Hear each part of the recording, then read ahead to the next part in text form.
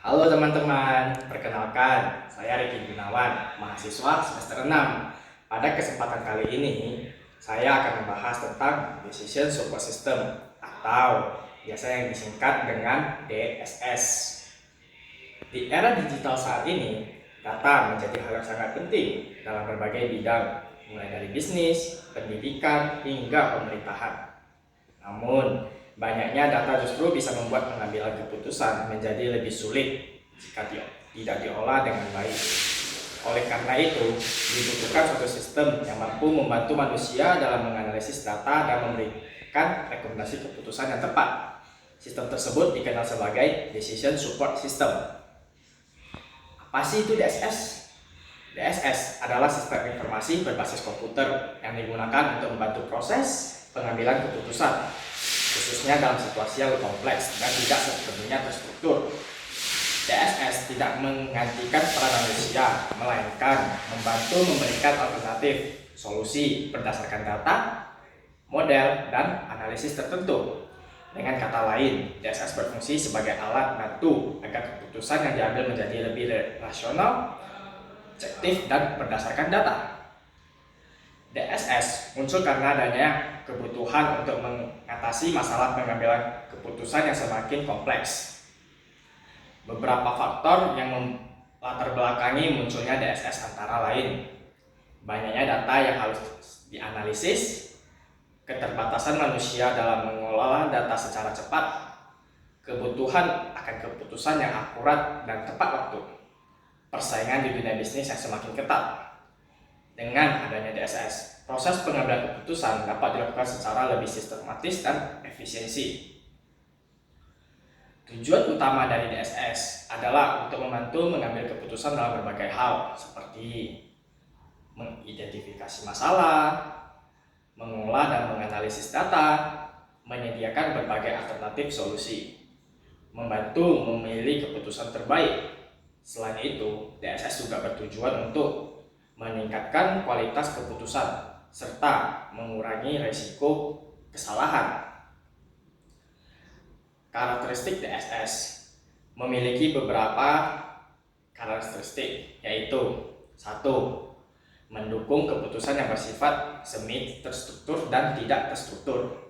Yang kedua, fleksibel dan dapat digunakan untuk berbagai kebutuhan.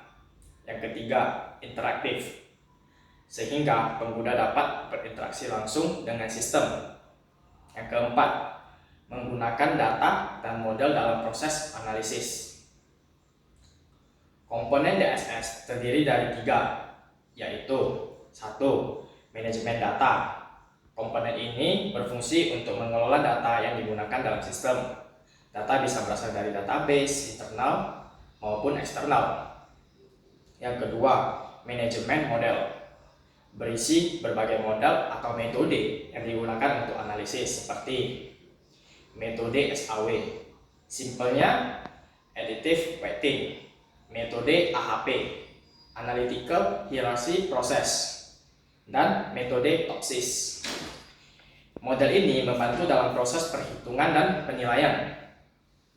Yang ketiga, antar muka pengguna atau user interface, merupakan tampilan yang digunakan oleh pengguna untuk berinteraksi dengan sistem sehingga mudah dan dipahami. Contoh penerapan DSS.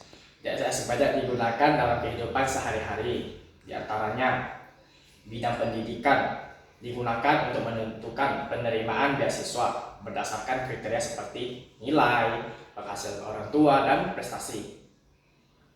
Bidang bisnis membantu perusahaan dalam menentukan strategi pemasaran dan memilih lokasi usaha. Yang ketiga, bidang kesehatan membantu dokter dalam mendiagnosis penyakit berdasarkan gejala yang ada. Yang keempat, bidang teknologi. Sistem rekomendasi seperti di aplikasi e-commerce atau streaming juga termasuk DSS. Sebagai contoh, dalam sistem penerimaan beasiswa, DSS akan memberikan bobot pada setiap kriteria, lalu menghitung nilai akhir untuk menentukan siapa yang paling layak. Kelebihan DSS membantu pengambilan keputusan menjadi lebih cepat, menghasilkan keputusan yang lebih objektif, mampu mengelola data dalam jumlah besar, mengurangi kesalahan manusia. Kekurangan DSS sangat bergantung pada kualitas data, membutuhkan biaya dan waktu dalam pengembangan, tidak dapat menggantikan sepenuhnya peran manusia, hasil keputusan tetap bergantung pada pengguna. Sebagai kesimpulan, DSS merupakan sistem yang sangat penting dalam membantu proses pengambilan keputusan di berbagai bidang. Dengan memanfaatkan data, model, dan teknologi, DSS mampu memberikan solusi yang lebih efektif, efisiensi, dan akurat. Sebagai mahasiswa semester 6, kita diharapkan dapat memahami konsep ini dengan baik, serta mampu mengaplikasikannya dalam kehidupan nyata maupun di dunia kerja. Sekian penjelasan dari saya. Terima kasih.